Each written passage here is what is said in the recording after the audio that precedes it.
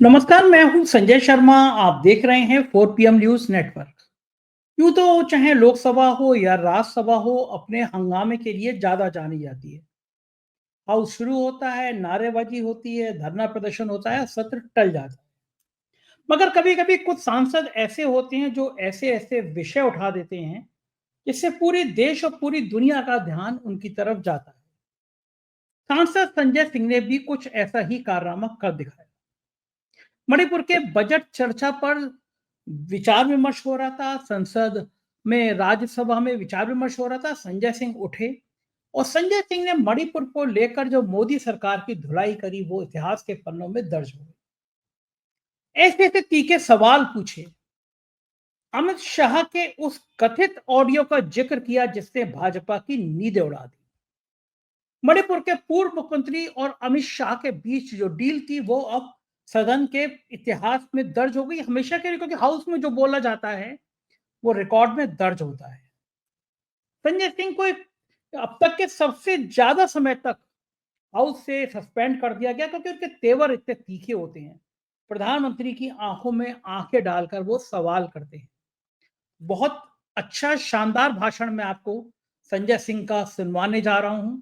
मणिपुर को लेकर इतने दमदारी से बोलने वाले बहुत कम सांसद हैं। चैनल को सब्सक्राइब करिएगा, ज्वाइन करिएगा, सुनिए संजय सिंह का ये भाषण। मिस्टर संजय सिंह, आम आदमी पार्टी। धन्यवाद मान्यवर, आपने इस विषय पे मुझे अपनी बात कहने का मौका दिया। मान्यवर, मणिपुर के मुद्दे पर मैंने जब सदन में ये मुद्दा उठाया था, हो सकता है मेरे तरीके से सरकार असहमत रही हो, लेकिन मुझे भारतीय संसदीय इतिहास में सबसे ज्यादा समय तक सस्पेंड करके रखा गया मणिपुर का मुद्दा उठाने के कारण 11 महीने में सस्पेंड रहा। 11 महीने सदन से बाहर रहा। मान्यवर, मणिपुर का बजट ऐसे वक्त में आ रहा है जब देश की अर्थव्यवस्था की हालत पतली है। शेयर मार्केट में 5 महीने के अंदर देश के आम लोगों का 94 लाख करोड़ रुपए डूब गया। मान्यवर, मणिपुर का बजट ऐसे समय में आ रहा है जब बेरोजगारी 50 वर्षों में सबसे ज्यादा बढ़ गई है। मणिपुर का बजट ऐसे वक्त में आ रहा है जब 186 लाख करोड़ रुपए का कर्जा हिंदुस्तान के ऊपर है मोदी सरकार के इस कार्यकाल के अंदर। मणिपुर का बजट ऐसे समय में आ रहा है जब अमीर और गरीब के बीच की खाई इतनी बढ़ गई है जितना 100 साल पहले थी। और मां शब्द से इनको बहुत प्यार है। मां से मटन इनको याद रहता है, मां से मछली याद रहती है इनको, मां से मुगल याद रहता है, मां से मुसलमान याद रहता है, लेकिन मां से मोदी को, मां से मणिपुर याद नहीं रहता। मान्यवर, 2 साल का वक्त हो गया, मणिपुर जल रहा है। देश के केंद्रीय मंत्री का घर जलाया गया, राज्य के पीडब्ल्यूडी मंत्री का घर जलाया गया, राज्य के कंज्यूमर अफेयर्स मिनिस्टर का घर जलाया गया, कई विधायकों के घर जलाए गए। लेकिन बावजूद इसके भारत के प्रधानमंत्री को एक दिन का भी वक्त नहीं मिला 2 साल के अंदर कि वो मणिपुर जा सके अपनी संवेदना जताने के लिए, वहां के लोगों के साथ खड़े हो सके। इस बात की उनको फुर्सत नहीं मिली। देश का प्रधानमंत्री देश का अभिभावक होता है मान्यवर, देश का अगुवा होता है। सरकार लोगों की माई बाप होती है, लेकिन राज्य की सरकार मणिपुर को जलाने में लग जाती है और केंद्र की सरकार, जो राज्य सरकार मणिपुर को जला रही थी, उस सरकार की मदद करने में लग जाती है। ऐसे में कैसे बचेगा मणिपुर? कैसे बचेगा मणिपुर? अरे बात मैं पूरी जिम्मेदारी से कह रहा हूं मान्यवर, यह देश राष्ट्रपिता महात्मा गांधी के आदर्शों पर चलेगा, यह देश गौतम बुद्ध के आदर्शों पर चलेगा, यह देश अहिंसा के आदर्शों पर चलेगा।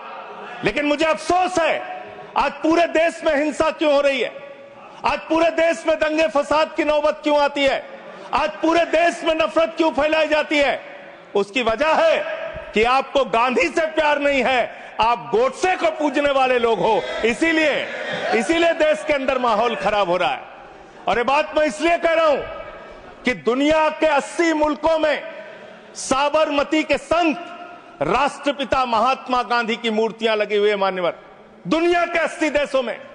लेकिन इसी संसद के प्रांगण में राष्ट्रपिता महात्मा गांधी की जो मूर्ति मुख्य स्थान पे लगी थी, उसको आपने कोने में कर दिया, क्योंकि आपको तो गोडसे की पूजा करनी है, आपको तो हिंसा फैलाना है देश में, आपको नफरत फैलाने का काम करना है।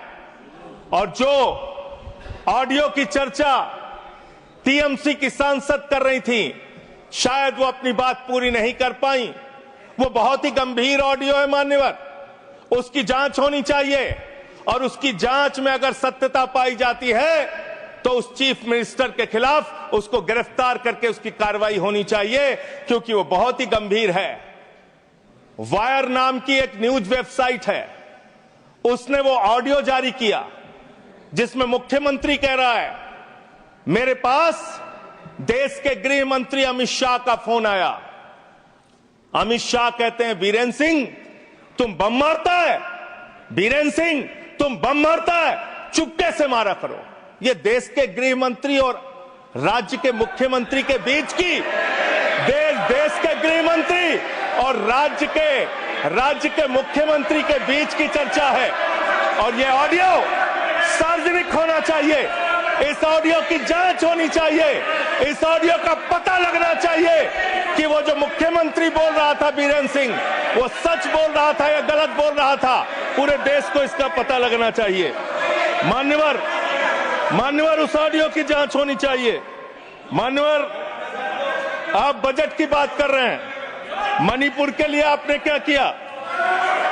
मान्यवर, राज्य सरकार को, केंद्र सरकार की जो राज्य सरकार को,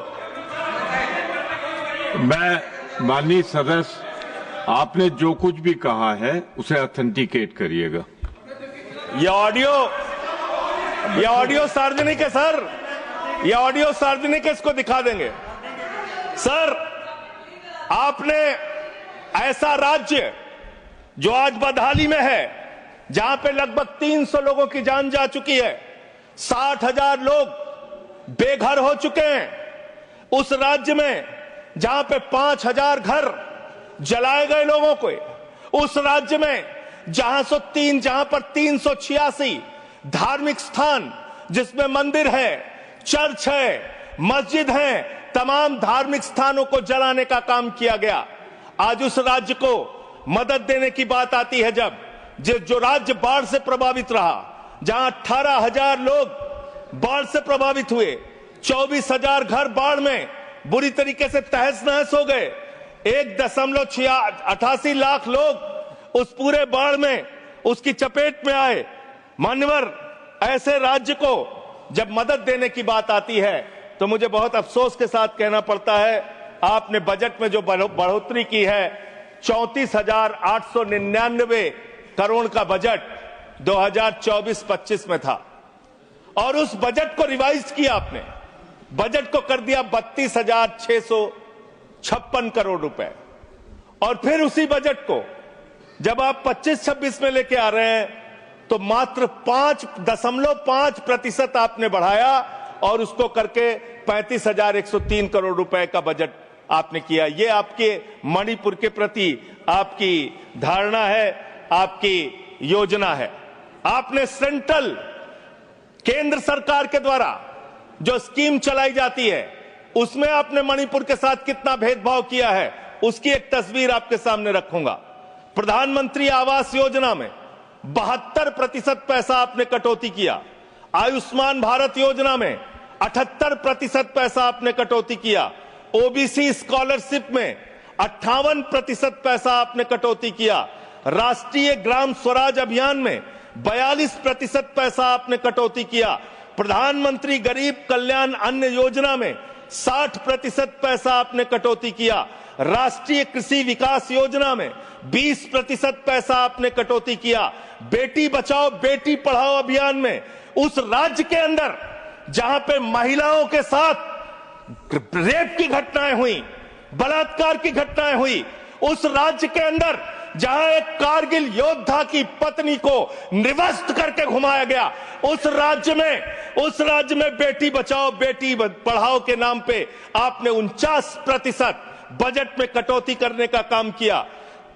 वहां पर आंगनबाड़ी सेंटर्स में 93% बजट में कटौती करने का काम किया। आपने शेल्टर जो वहां पे बनाने थे लोगों के लिए, उसमें 73% बजट में कटौती किया। शक्ति सदन सामर्थ्य योजना में 60% आपने बजट में कटौती किया। साक्षी निवास सामर्थ्य योजना में 81% बजट में कटौती किया। यह आपकी सेंट्रल स्कीम है जो आपने राज्य सरकार के साथ भेदभाव किया और वहां पे कटौती करने का काम किया। क्यों ऐसा कर रहे हो आप? आपने मणिपुर को 2 साल तक जलाया। आप देश भर में नफरत फैलाने का काम करते हैं। आपका ध्यान देश की अर्थव्यवस्था पे नहीं, देश की बेरोजगारी पे नहीं, किसानों पे नहीं, महंगाई पर नहीं। आप दिन रात औरंगजेब औरंगजेब औरंगजेब औरंगजेब। जनता कह रही है कट गई जेब, कट गई जेब, कट गई जेब। लोगों की जेब कट रही है, आप औरंगजेब औरंगजेब औरंगजेब चिल्ला रहे हैं। अरे हिंदुस्तान की चिंता करो, हिंदुस्तान की चिंता करो, राष्ट्रपिता महात्मा गांधी की चिंता करो। गोडसे के रास्ते पर मत चलो। गोडसे के रास्ते से ये देश आगे नहीं बढ़ेगा, गांधी के आदर्शों पर यह देश आगे बढ़ेगा। आपको तो गांधी की मूर्ति से भी परहेज है, आपने उसको भी हटाने का काम किया। मान्यवर, मैं आप लोगों आपके माध्यम से इस सरकार से पूछना चाहता हूं कि जो मणिपुर में 60,000 लोग आज बेघर हुए हैं, क्या इस बजट में उनका घर बनाने की आपके पास कोई योजना नहीं होनी चाहिए? आज जो मणिपुर के अंदर लोगों के घर जलाए गए हैं, क्या उनका घर बनाने की योजना आपके पास नहीं होनी चाहिए? आपने बजट में कोई प्रावधान उनके लिए नहीं रखा। आपने कोई चिंता मणिपुर के लोगों के लिए नहीं की।